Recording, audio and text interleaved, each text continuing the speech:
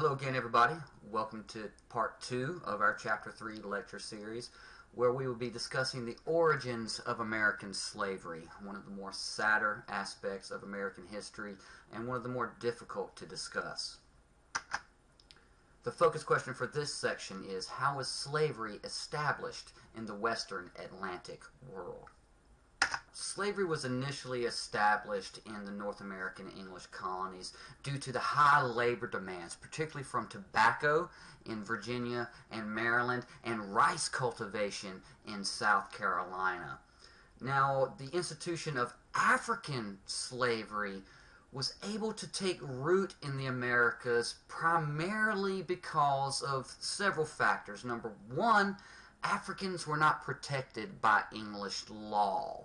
They were not considered citizens or subjects of the king, so therefore the English liberties and rights and privileges extended to Englishmen did not apply to Africans. But at the same time, English law had no slave codes established within it. So the status of early African slaves in North America was very ambiguous, and as we have mentioned before, not far removed from that of the white indentured servants that they often worked side by side with. Most Africans had immunities to most of the European diseases that had so decimated the Native Americans, and therefore made them much more resilient than Native Americans, particularly in their application in the high labor environment of tobacco or rice or later cotton cultivation. Furthermore, Africans, unlike most Native Americans, were accustomed to very intensive agricultural work, which also made them more favorable in the eyes of Europeans in the purpose of this high labor agricultural environment. Now, as I mentioned before, Africans and white indentured servants often worked side by side and were often treated in very similar ways, even in their methods of punishment, and especially in those early years, many Africans also were able to gain their freedom after a period of indenture, go on to own land, and a very small few even slaves or indentured servants themselves. Discussing the issue of slavery, it's important to keep in mind that slavery in various forms has existed among human societies from earliest recorded history. Modern concepts of race and racism had not yet developed in 17th century societies. Although anti-black stereotypes existed, they relied more on their status as outsiders rather than on their status as black or African. Although the institution of slavery was certainly not unique to the Americas, the highly racialized nature of the institution in the Americas certainly did make it unique.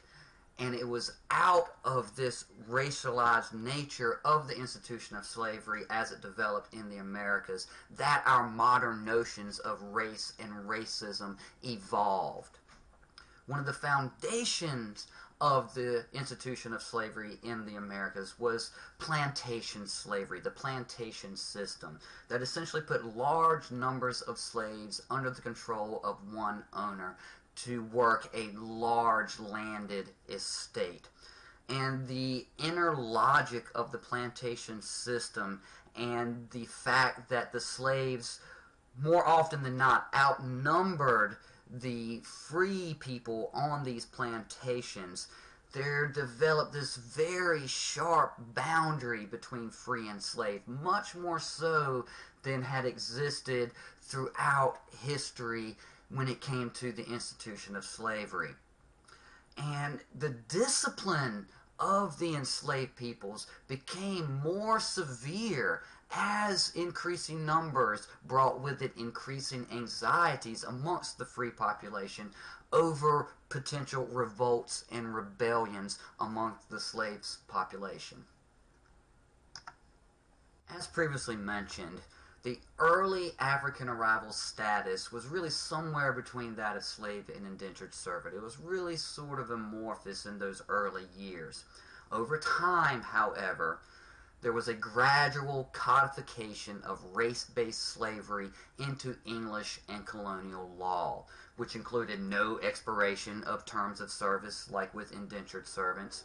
Also developed a hereditary status of slavery where the status of each individual followed that of the mother, which was a sharp break with traditional European norms where status typically followed that of the father.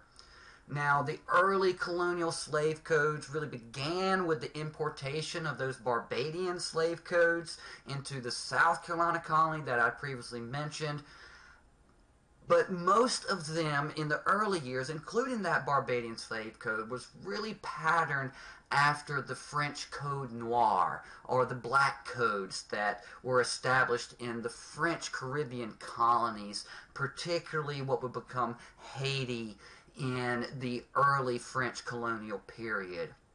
The manumission of slaves was discouraged. Free blacks were often seen as troublemakers who could encourage discontent among the enslaved.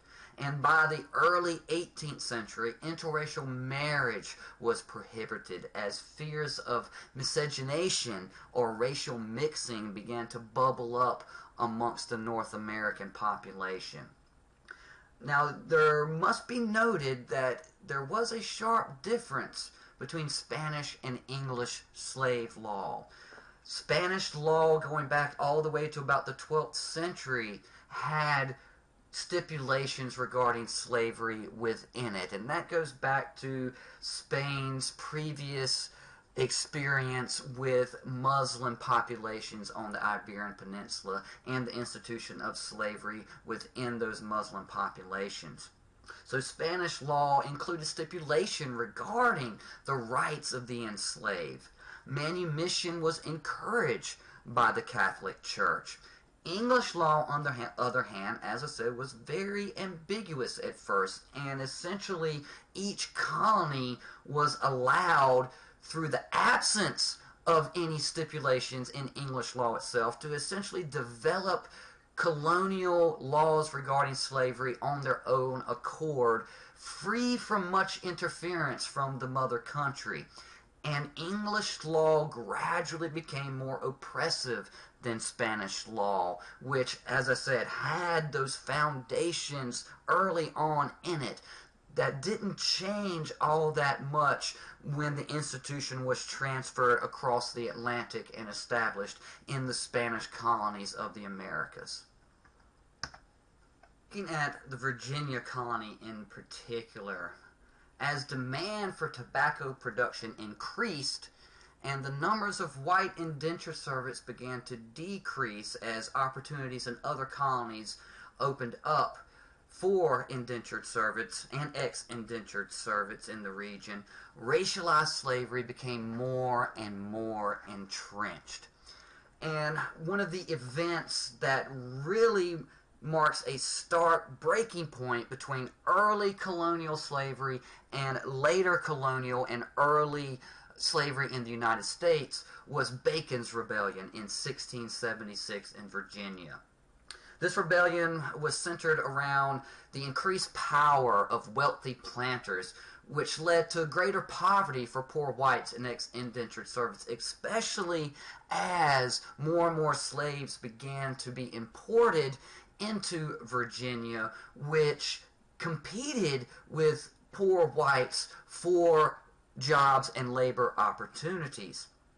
Poor whites also desired more land to be made available to them for settlement, land that was still under Native American control at this time. And these white settlers demanded the removal of Indians to free up that land. Now, the governor of Virginia at the time rejected these demands, which led Nathaniel Bacon to lead a revolt amongst the poor whites and the poor blacks of the region against the government of Virginia. After almost 2 years of bloody fighting, which included the burning of Jamestown, which was still the capital of Virginia at the time, Bacon's supporters were finally defeated. Bacon himself actually died of either dysentery or typhus roughly halfway through the conflict, but his supporters continued it on for a little while after that until the governor and English reinforcements were able to quell the insurrection. The aftermath of Bacon's rebellion, however, would prove to have a profound effect on not only Virginia, but all of the English colonies, particularly in relation to the institution of slavery. Now, the governor of Virginia feared civil war between poor and affluent whites, but even more than that, he feared poor whites and blacks finding too much common ground in their shared experiences and siding with one another against the colonial government and or the affluent whites of the region. Now, the governor did wind up opening up Indian lands to white settlement, so in many ways the demands of the rebels were met, but this also accelerated the shift from indentured servitude to slavery, and the government began to put in new laws into place that really began to sharply delineate a colored line, mainly to prevent the white population from finding and seeing common ground with the black population of the region. They closed off options for freedom among blacks so they could not demand land and inclusion in free society. And this was the impetus behind more harsh and racialized slave laws, and a shift from a society with slaves to a slave society. That concludes part 2 of our chapter 3 lecture series. As always, study hard, and I'll see you soon.